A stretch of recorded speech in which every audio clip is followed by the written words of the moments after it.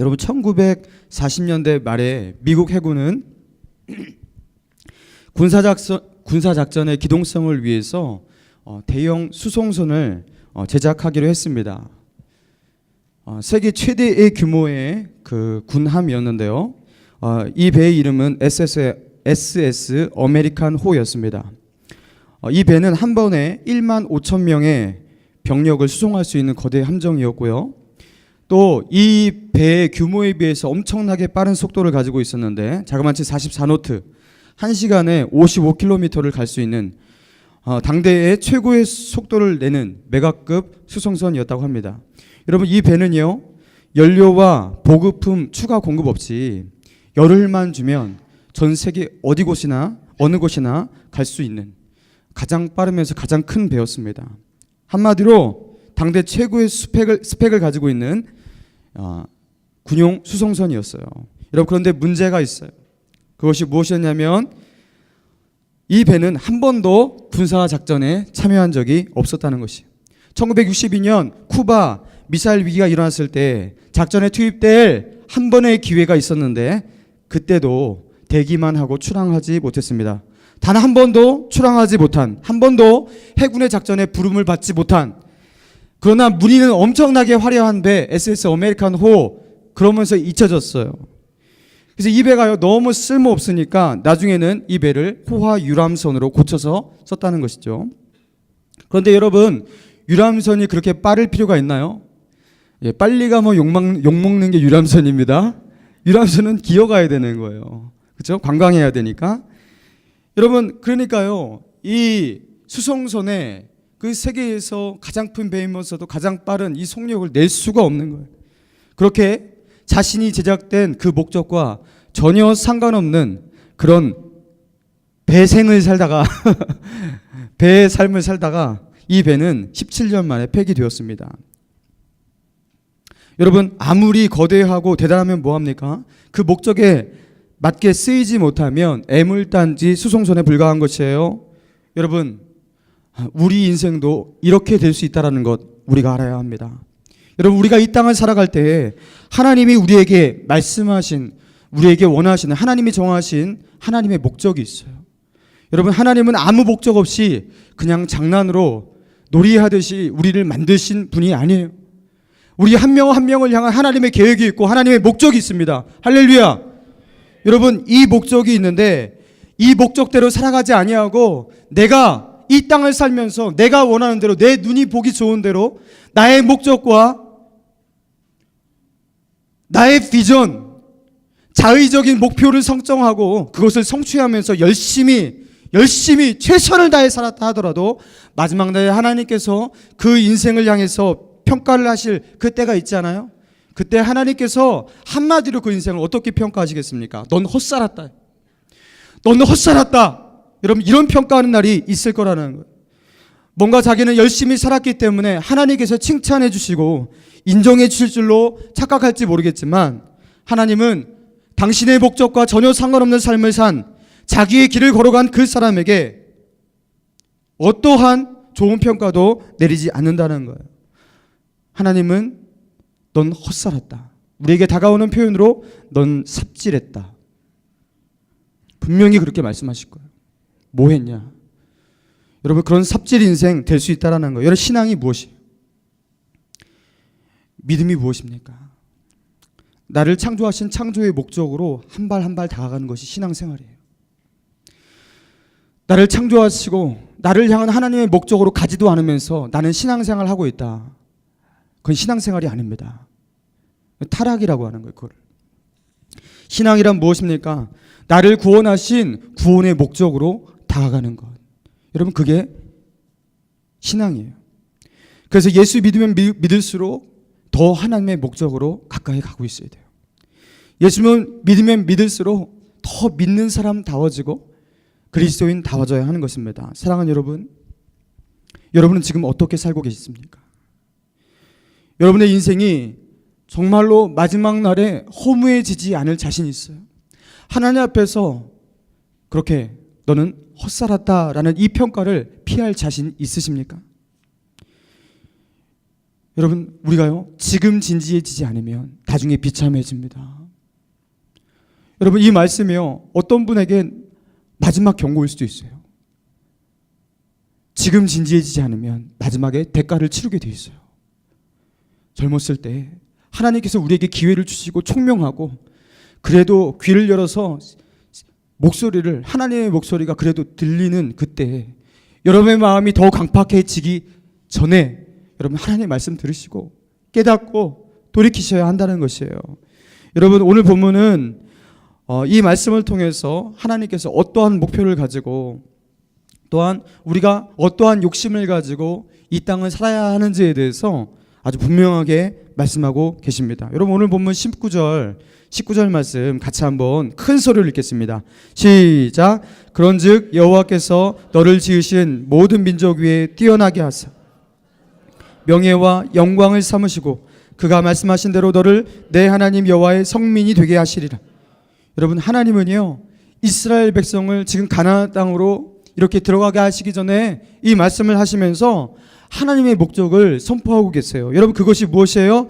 그런즉 여호와께서 너를 그 지으신 모든 민족 위에 뛰어나게 하사, 결국에 하나님은요, 그들을 뭘로 만드시려고 하시는 거예요? 여러분, 뭐라고 나와 있어요? 찬송과 명예와 영광을 삼겠다. 여러분, 그렇게 말씀하고 있습니다. 여기서 찬송과 명예와 영광, 여러분, 이게 뭘 말하는 거죠? 여러분, 누구를 향한 찬송입니까? 찬송은요, 대상이 있는 거, 그죠? 그리고 명예는, 그죠? 그 이름이 있잖아요. 그 이름의 주인이 있잖아요. 여러분, 누구의 명예고 누구의 영광인 것입니까? 이 맥락 가운데서 하나님께서 내 영광과 찬송과 명예로 삼겠다. 여러분, 누구의 찬송, 누구의 명예, 누구의 영광을 말하는 것이죠? 여러분, 이거 헷갈릴 거 하나도 없습니다. 하나님을 향한 찬송을 말하는 것이고요, 이건 다른 누구 인간의 영광도 아니고 사람의 명예도 아니고 오직 하나님의 영광, 하나님의 명예, 그죠? 하나님의 찬송. 여러분, 이걸 위해서 하나님께서 이스라엘 백성을 내 백성 삼을 것이고, 그리고 내가 너희를 들어서 너희를 높은 곳에 세우겠는데, 내가 너희를 들어 세우는 이유, 너희를 여타의 민족과 다른 탁월한 민족으로 만들 그 이유는 딱 하나다. 내가 너희로 하여금 나의 영광, 나의 찬송, 나의 명예로 삼겠다. 여러분, 이거라는 거예요. 여러분, 그런데 문제가 생겼습니다. 어떤 문제입니까? 하나님의 목적은 이거 하나였어요. 이스라엘 백성이 하나님의 영광이 되고 하나님의 목적이 되고 하나님의 찬송이 되고, 그리고 하나님의 이름을 드높이는 하나님의 명예가 되는 것, 여러분, 이게 하나님의 목적이었는데 이스라엘 백성이 어떻게 살았어요? 이 목적을 버렸어요. 처음엔 알았는데 곧 잊어버렸습니다.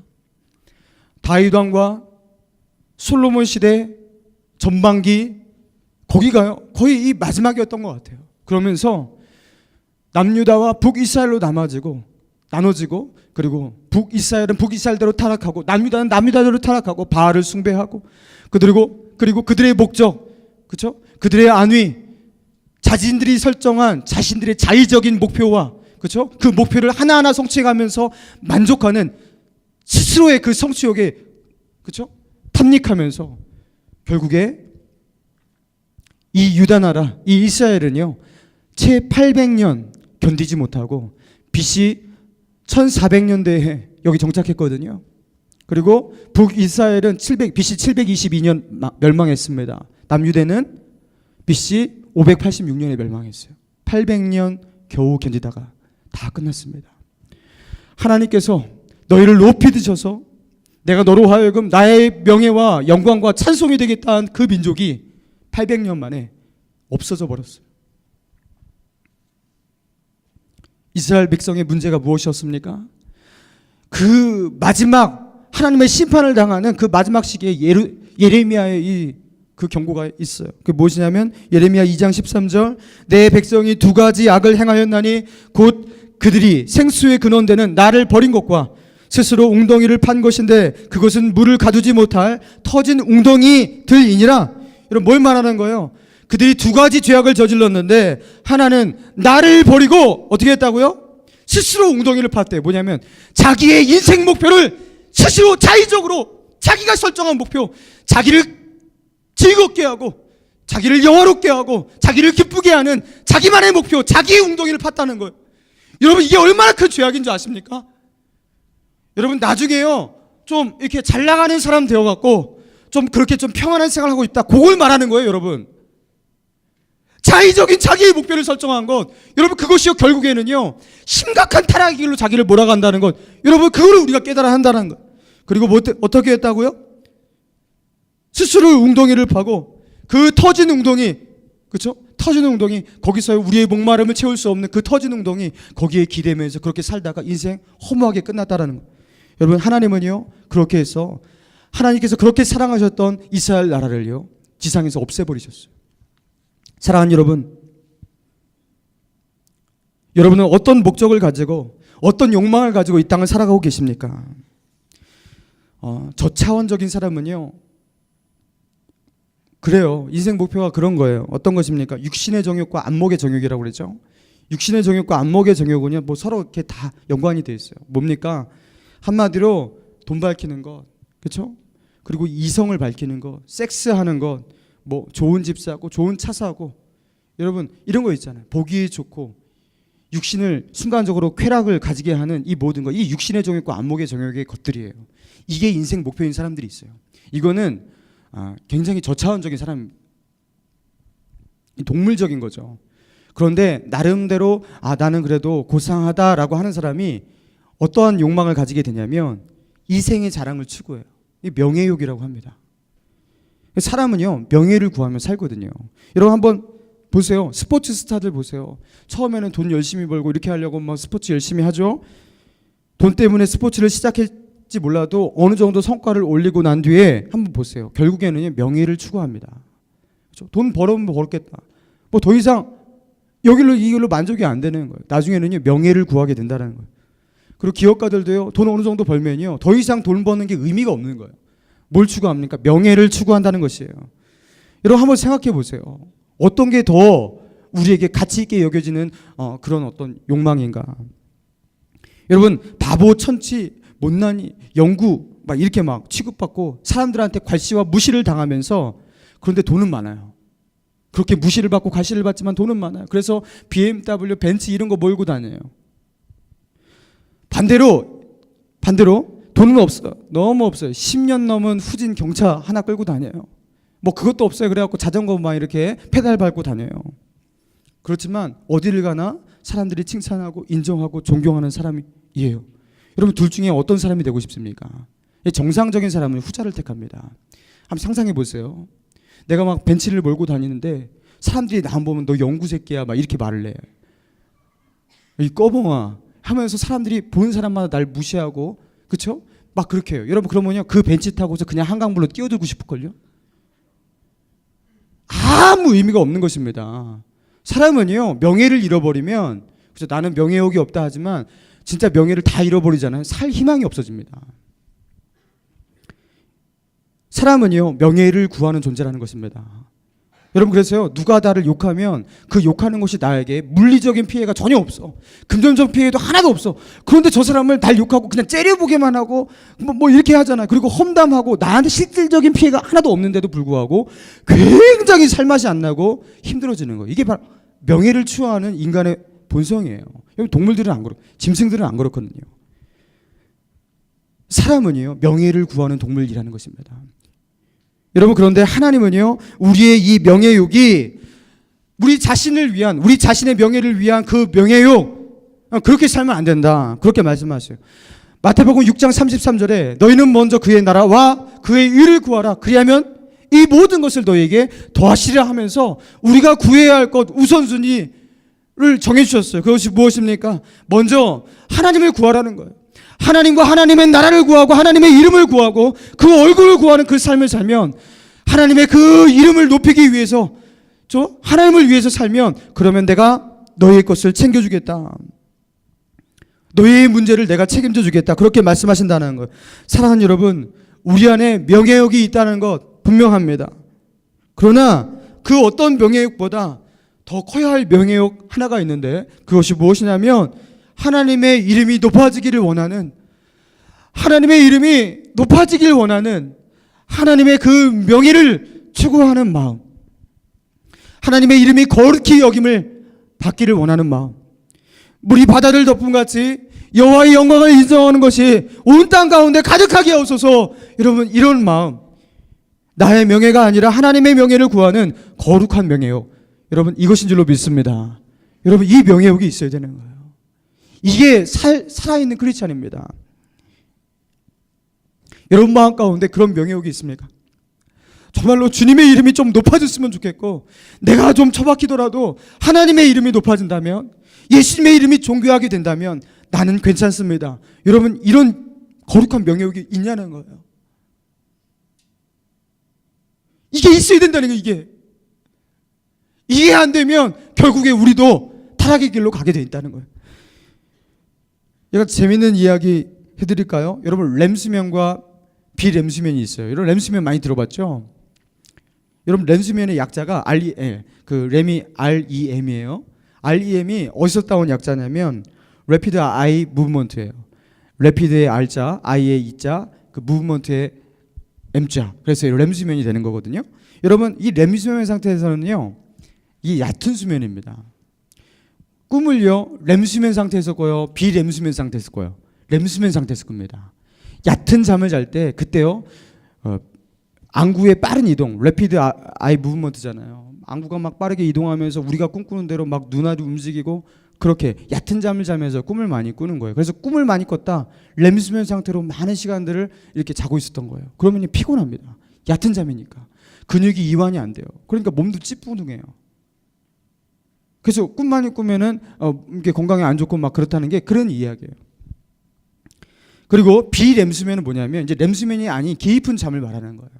이때는 보통 꿈을 꾸지 않습니다. 그리고 근육의 완전한 이완이 일어나요. 그래서 우리가 잠을 깊이 자고 싶잖아요. 그러면 어떻게 해야 돼요? 비램수면 상태로 깊이 있는 잠을 자야 한다는 거예요. 이게 피로 회복에 매우 중요하다는 거예요. 그런데 이렇게 비램수면 시간이 가장 길고, 또 이렇게 깊이 있는 수면의 깊이를 가장 깊이 있게 들어가는 이 잠을 자는 구간이요, 잠에 들고 나서 3시간이래요.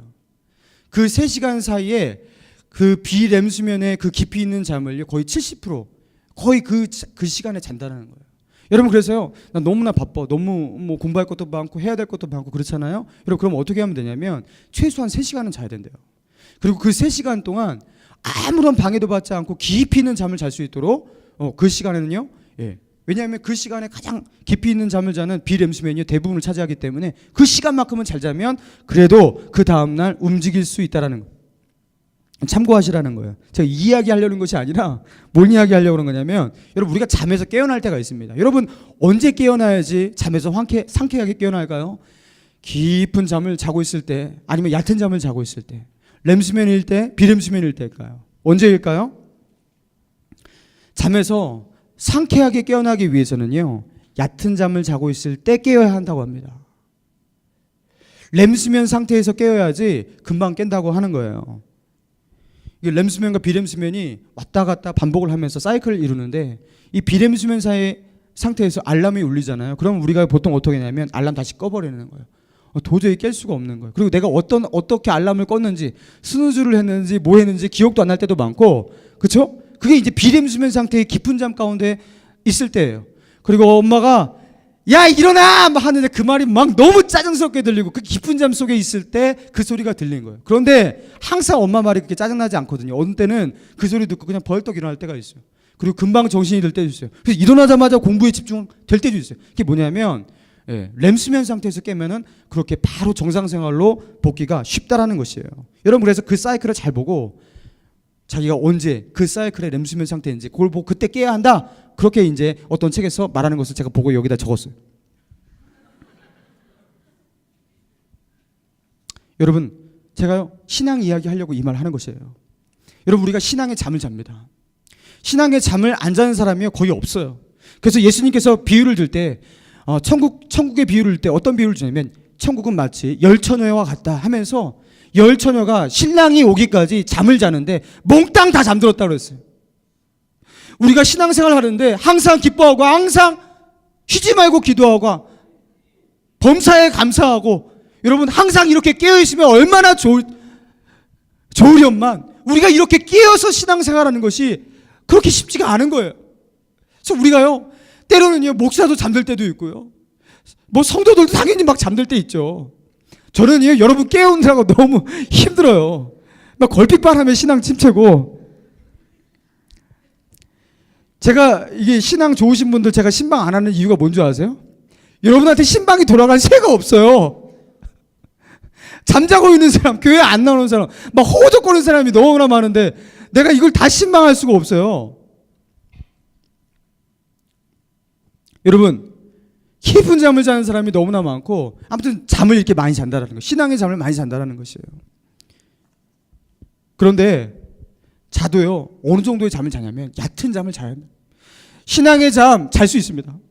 그러나 하나님께서 소리 한번 지르시면 깰 수 있는 정도로 잠을 자야지, 깊은 신앙의 잠을 자서 감옥사가 이렇게 소리를 질러도 지금도 졸고 있는 사람은 없어.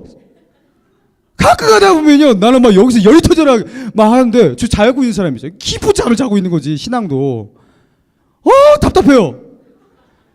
내가 때로는요, 저 그런 적 거의 없습니다. 근데 어떨 때는요, 설교를 준비하다가 어떤 형제 자매가 생각나요. 야, 그래, 이 형제에게 이 말씀이 필요하겠구나 할 때가 가끔 있어요. 참 재밌는 게 뭐냐면 그때 그 형제는 자고 있어요. 그 형제 자매는 여기서 자고 있다니까요. 아니면 안 나와요, 그날. 깊은 잠에 잔 사람은요, 깨어내는 것이 거의 불가능입니다. 메가폰을 들고 외쳐도요, 깊은 잠에서 깨어나는 것은요, 너무나 힘든 거예요. 그리고 깊은 잠에 깨우는 사람한테 일어나 그러면 어떻게 해요? 여러분 짜증내잖아요. 엄마한테 왜 깨워? 막 승질내고 그러잖아요. 여러분 설교자한테 짜증냅니다. 나 저 설교 듣기 싫다 하면서 깊은 잠은 말씀도 말씀으로 듣지 못해요. 그래서 막 째려봐요. 제가 다 알아요, 여러분. 저게 이게 튕겨내고 있는 건지 받아내고 있는 건지 모를 것 같아요. 여러분 듣지를 못하는 거예요. 왜 그렇습니까? 깊은 잠 때문에 그런 거예요. 깊은 잠에 들면은 그거를 깨어내는 것이, 깨어내는 그 사람의 그 목소리가 짜증나고 싫고 듣기 싫고, 그래서 교회도 안 나오고 싶고, 그렇죠? 그리고 자기가 원하는 그 달콤한 설교를 하는 편한 설교자를 막 찾아간다든가 그런 교회를 찾아가려고 하고, 봉사 안 시키고 막 우리 막 귀찮게 안 하는 그런 교회, 그런 데 찾아가려고 하고, 그래서 먼저 하는 게 뭐예요? 소그룹부터 안 하려고 그래요. 그리고 두 번째로 하는 게 뭐 청년부 예배 안 나오려고 그래요. 그리고 그 다음부터 뭐 2부 3부 예배 드리려고 해요. 그래서 2부 3부 예배 드리라 뭐예요? 1부 예배는 드리려고 해요. 1부 예배 드리다 그 다음 뭔지 알아요? 교회를 안 나오는 거예요. 다 이렇게 가요. 이게 순서예요. 제가 여러분 청년부 예배 안 나올 때 죽자사자 매들면 또 청년부 예배 안 나오면 또 죽어 막 하면서 이렇게 하는 이유가 뭐냐면, 항상 청년부 예배 안 나오면요, 그렇게 가요. 단계적으로. 항상. 안 그런 사람도 더러 있어요. 근데 그렇게 많이 가더라는 거예요. 제가 너무 걱정돼갖고 그렇게 권면을 한다는 것입니다. 사랑하는 여러분, 우리가요, 잘못된 목표를 설정하고, 그리고 이게 하나님의 목표인지 자신의 야망인지 이걸 헷갈려갖고 잘못된 목표를 설정하고 그렇게 가잖아요. 여러분 100% 깊은 잠에 듭니다. 내가 가는 길 자체가 하나님이 원하시지 않는 길을 가는데 어떻게 안 잠, 신앙의 잠을 안 자겠습니까? 깊은 잠에 들어요. 이걸 바로 타락이라고 하는 것이에요. 이 사람을 돌려세우는 것이 너무나 어렵다는 것입니다. 여러분, 그런데 한국교회가 너무나 절망적인 이유가 무엇인지 아십니까? 성도들이 깊은 잠을 자는 것 때문에 절망적인 게 아니에요. 뭐가 절망적이냐면 성직자들이 깊은 잠을 자요. 성직자들이. 말씀을 전하는 목사들이 아예 하나님의 목표와 상관없는 자기의 방향을 설정하고, 교회가 하나님과 상관없는 목표를 설정하고 가도록 자기가 타락을 주도하는 사람이 성직자들라는 거예요. 그래서 너무나 어이가 없고 너무나 답답하고, 아까 주연자매 여기서 찬양 인도할 때 막 눈물밖에 안 나요. 저는 요새 한국교회 연실을 보면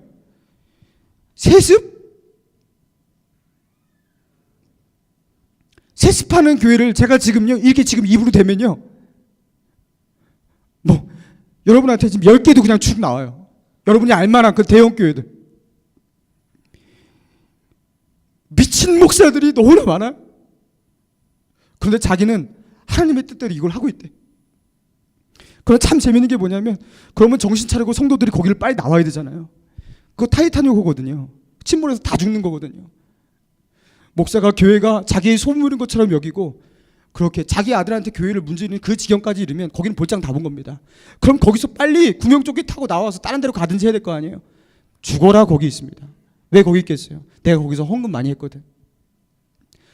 내가 거기서 그래도 권사하고 지금 장로 될 때까지 내가 너무나 힘들었거든. 절대 안 나옵니다. 같이 죽는 거예요. 여러분, 이게 한국교회 현실입니다. 답이 없어요. 그래서 어떤 목사님은 그러더라고요. 한국교회는 갱신의 가능성이 없다. 자정능력 제로다. 그럼 어떻게 해야 되느냐? 모르겠다. 여러분, 지금 이 상태예요. 저 그래서 여러분 아까 그 찬양 부를 때요, 저는요 눈물밖에 안 나와요. 그렇게 존경받던 그런 목사님들이 그런 일들을 하는 걸 보면서 어떻게 해야 할지를 모르겠어요. 여러분, 목사들이 그렇게 한다고 여러분도 그렇게 하면 되겠습니까? 제대로 된 목표를 설정하고 여러분 가야 되지 않겠어요? 레디컬이란 그 베스트셀러죠. 우리나라에서 참 많이 팔린 그런 책입니다. 여러분 꼭 사서 읽어보세요. 레디컬. 여러분 이 책에서요, 데이비드 플랫 목사님이 이렇게 말씀하셨어요. 일반적인 그리스도인에게 기독교 메시지를 한마디로 요약해보라. 그렇게 하면 10줄 팔고 예수 믿는 사람들이 그렇게 기독교의 그 내용들을 요약한다고 해요. 하나님은 나를 사랑하신다. 이게 기독교의 핵심 메시지라는 거예요. 그러나 데이비드 플랫 목사님이 이게 잘못된 요약이라고 단정하셨어요.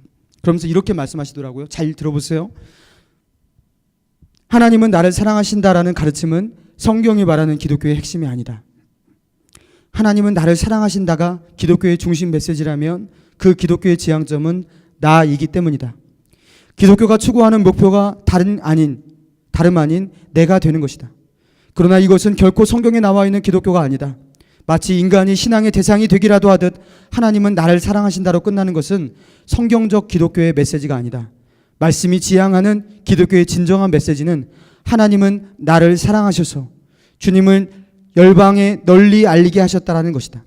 다시, 하나님은 나를 사랑하셔서 주님을 열방에 널리 알리게 하셨다라는 것이다. 그래야지 하나님이 신앙의 지향점이 되며 하나님을 중심으로 한 기독교의 모습이 갖춰진다. 인간은 목표가 될 수 없다. 그 자리는 하나님의 몫이기 때문이다. 여러분, 이게 핵심을 찌르는 메시지 아닙니까? 하나님은 나를 사랑하신다가 이게 핵심이 아니에요.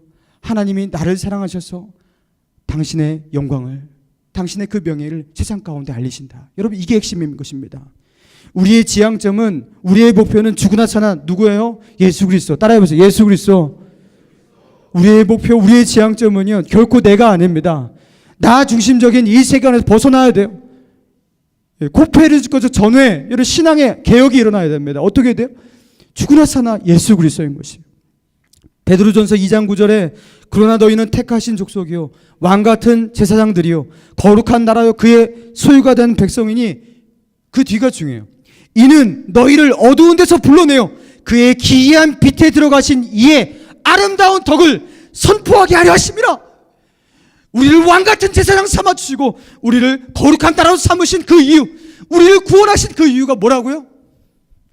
너희를 어두운 가운데서 불러내어 그 빛에 들어가신 그 이의, 그 하나님의 아름다운 덕을 선포하고 선전하고 전하는 이 일을 하게 하시기 위해서 너희를 구원했다. 여러분, 그렇게 말하고 있다는 거예요. 성경은요, 너희가 목적이다 말하는 것이 아니에요. 우리가 목적이 아니에요. 우리를 통해서 뭘 하시기 위한 것이에요? 하나님의 영광, 하나님의 명예, 하나님의 찬송이 되게 하기 위함인 줄로 믿습니다. 여러분, 우리가 존재하는 목적이 바로 이것이에요. 우리는 우리의 명예를 위해서 내 이름을 걸고서 사는 것이 아니라 내 이름, 내 간판 딱 걸어치우고 어떻게 하는 거예요? 이제부터 예수 그리스도. 그래서 우리 뭐라고 불러요? 우리 기독교인이라고 부르고, 그리고 영어적으로 하면요, 크리스찬이라고 하잖아요. 그리스도의 사람이란 뜻입니다. 이제부터 내 이름 지워버리고 크리스찬으로 사는 것. 여러분, 이게요, 예수님의 명예를 구하는 삶을 사기로 한 것입니다. 여러분, 이름이 얼마나 소중한지 아세요? 이름을 건드리면요, 우리가 얼마나 화나는 줄 아세요? 제가 얼마 전 이야기 해드릴게요. 정현이가 몇 주 전에 정현이가 저한테 상담을 요청했어요. 벌써부터 상담을 요청하나? 아빠 드릴 말씀이 있습니다 그러는 거예요. 그래서 정현아, 그래 앉아봐라. 7살입니다. 강정현. 그러면서 정현이가 와갖고 자기 고민을 털어놓는데 그것이 무엇이냐 하니 자기 친구 얘기를 하겠대요. 그 친구의 이름은 별이래요. 우리 교회 교구 목사님 중에 그 한승필 목사님이라고 있는데 하나밖에 없는 외아들, 독생자 한별이라고 있습니다. 이름이 한별이에요. 이 별이 얘기를 하는데 정인이하고 친구거든요. 그런데 별이가 너무나 밉대요. 왜 그러냐면 별이가 자기가 싫은 것을 자꾸 한대요. 자기가 싫어하는 것을 한대요. 뭔 일을 하니? 물어보니까 자기에게 자기를 어떻게 부르냐면 자기한테 별명을 이렇게 누가 지어줬는데 그 별명으로 자기를 부르는데 뭐라고 별명? 정윤이의 별명이 무엇이냐면 강정현이잖아요. 닭강정연. 닭강정연. 이게 부른 거예요. 제가 이 이야기를 듣고 거기서 막 빵 터져서 막 웃었어요. 어떻게 별명을 줘도 이렇게 잘 줬을까? 닭강정. 그러면서 막 내가 거기서 막 웃은 거예요. 정현이가 막 거기서 막 울려고 그래요. 제가 막 거기서 웃으니까. 이거 누가 줬냐? 진짜 잘 줬다 하면서 내가 닭강정인 거예요, 걔는.